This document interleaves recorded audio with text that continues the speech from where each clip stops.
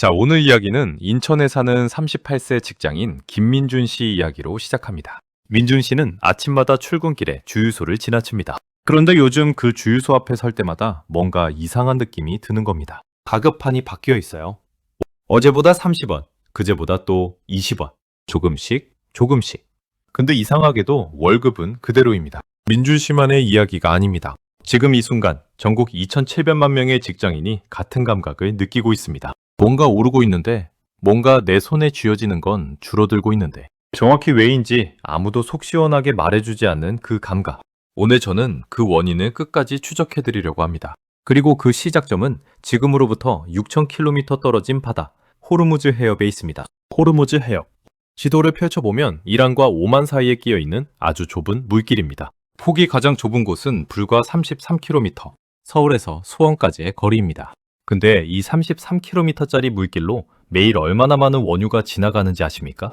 하루에 약 1,700만 배럴입니다. 전 세계에서 하루 동안 소비되는 원유의 약 17에서 20%. 숫자가 와닿지 않으신다고요? 이렇게 생각해 보세요. 지구에서 10개의 기름통이 이동한다면 그중 2개는 반드시 이 33km짜리 좁은 물길을 통과해야 합니다. 다른 길이 없어요. 그런데 지금 그 물길이 다시 막히기 시작했습니다. 잠깐, 여기서 다시라는 단어가 중요합니다. 이게 처음이 아니에요. 1984년에도, 1987년에도, 2019년에도 이 해협은 위기에 처했습니다.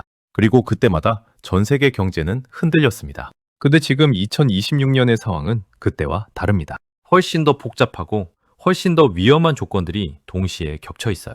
그게 뭔지는 조금 뒤에 말씀드리겠습니다. 일단 지금 무슨 일이 벌어지고 있는지부터 봅시다. 최근 몇 주 사이 이란이 다시 목소리를 높이기 시작했습니다. 이스라엘 가자 충돌의 여파, 미국의 대이란 제재 강화, 그리고 이란 핵 협상의 완전한 조착 상태. 이 세 가지가 동시에 터지면서 이란은 아주 오래된 카드를 다시 꺼내들었습니다. 호르무즈를 막겠다.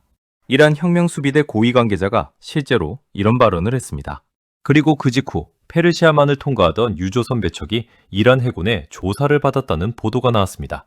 조사라고 부르지만 실제로는 위협입니다. 우리가 마음만 먹으면 이 물길 언제든지 잠글 수 있다는 메시지예요. 국제 원유 시장은 즉각 반응했습니다. 브렌트유 가격이 하루 만에 5% 가까이 뛰었습니다. 5%면 별거 아닌 것 같지만 배럴당 80달러짜리 원유가 84달러가 되는 겁니다. 그리고 이게 한 번으로 끝나지 않아요. 근데 여기서 중요한 건 기름값이 오르는 게 문제의 끝이 아니라는 겁니다. 이게 진짜 문제의 시작입니다. 많은 분들이 이렇게 생각하실 겁니다. 나는 차 없는데 기름값이 올라봤자 나랑 무슨 상관이야? 이게 가장 위험한 착각입니다. 잠깐 생각해 보세요. 지금 입고 계신 옷, 플라스틱 단추 하나, 나일론 실 하나, 폴리에스터 소재, 전부 석유에서 나옵니다. 아침에 드신 달걀, 달걀을 낳은 닭이 먹는 사료, 그 사료를 실어 나르는 트럭의 경유, 그 트럭이 달리는 도로의 아스팔트, 전부 석유입니다. 여러분이 택배를 시키면 쿠팡 물류차가 움직입니다. 그 차는 경유를 씁니다. 편의점 도시락을 전자레인지에 돌리면 그 편의점까지 그 도시락을 배달한 차도 경유를 씁니다. 심지어 농사 짓는 트랙터도 비닐하우스의 비닐도 비료 포대도 전부 석유와 연결되어 있습니다. 경제학자들은 이걸 원유는 경제의 혈액이라고 부릅니다.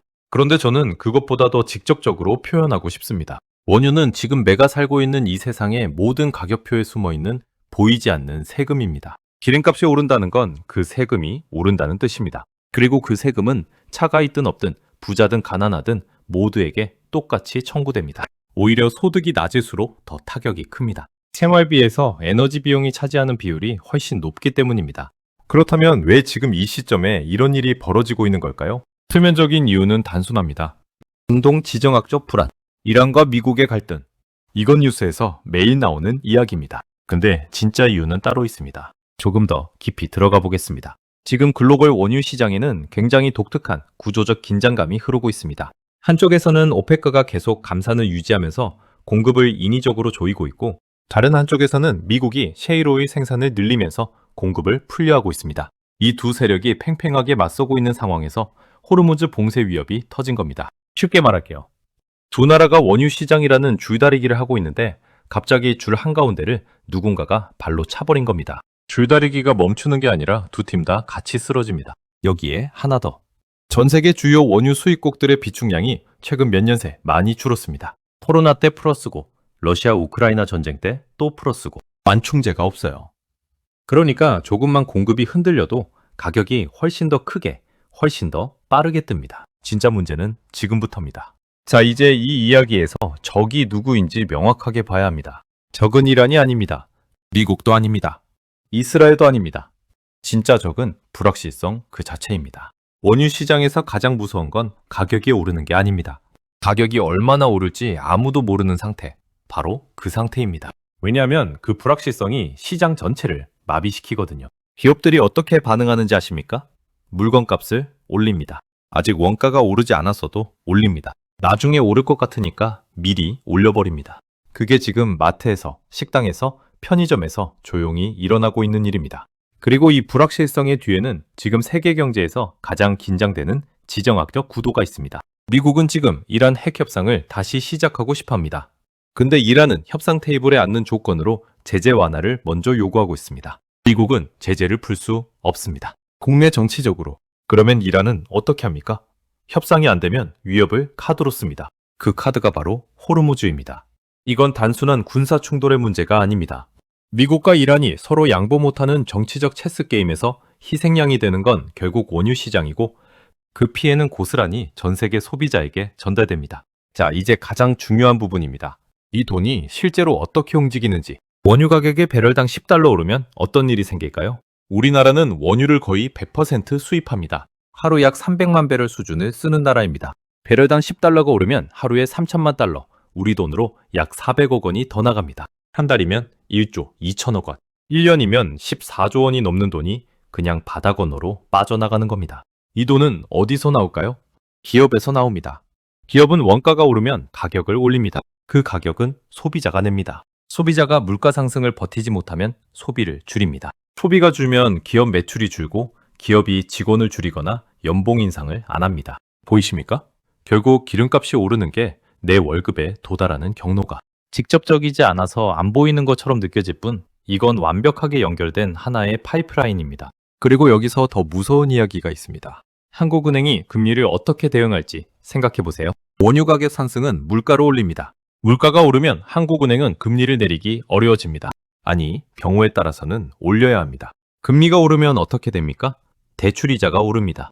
집 사려고 대출받은 분들, 전세 대출 받으신 분들, 사업자금 대출 받으신 분들 전부 타격입니다. 기름값이 오르면 집값도 흔들릴 수 있다는 이야기입니다. 자, 이제 제가 오늘 영상에서 가장 하고 싶었던 이야기를 할 시간입니다. 많은 사람들이 이 상황을 보면서 이렇게 말합니다. 중동은 원래 불안정해.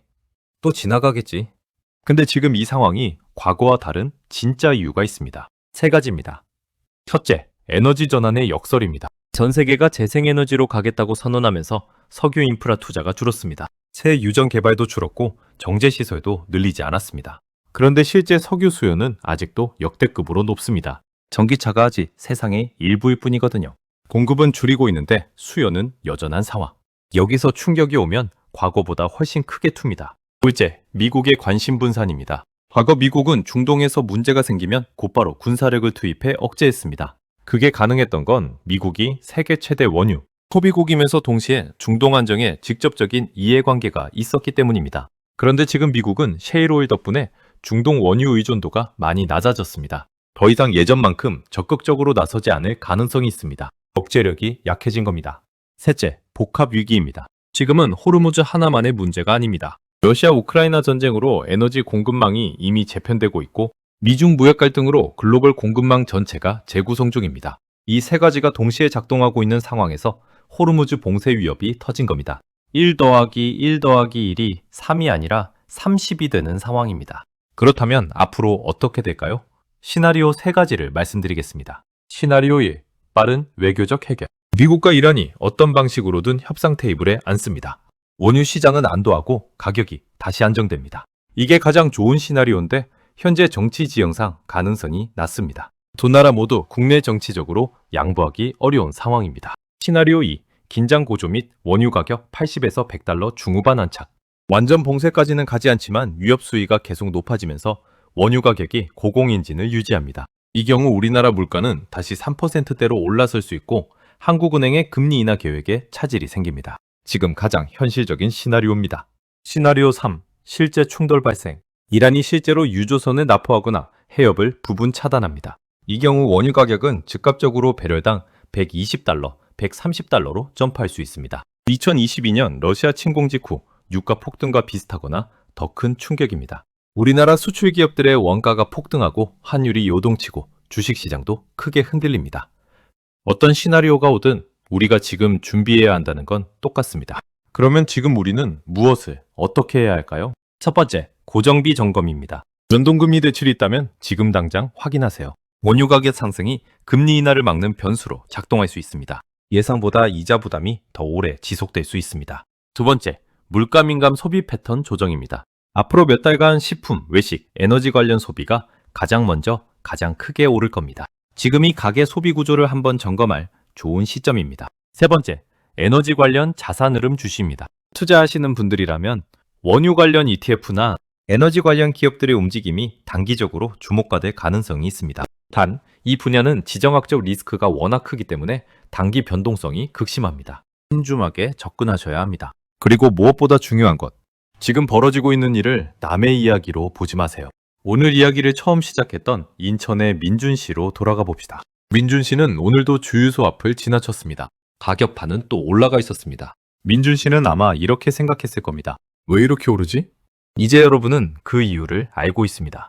6,000km 떨어진 바다에 33km짜리 물길, 그 물길에서 벌어지는 강대국들의 체스게임, 그리고 그 결과로 조용히 올라가고 있는 내 집 앞 주유소 가격판. 세상은 연결되어 있습니다. 그리고 그 연결의 가장 끝에 있는 건 항상 우리 같은 평범한 사람들의 지갑입니다. 지금 이 상황이 어떻게 전개되는지 저는 계속 추적하겠습니다. 오늘의 영상을 마칩니다. 구독과 좋아요 한 번씩 눌러주시고 오늘도 행복한 하루 되세요.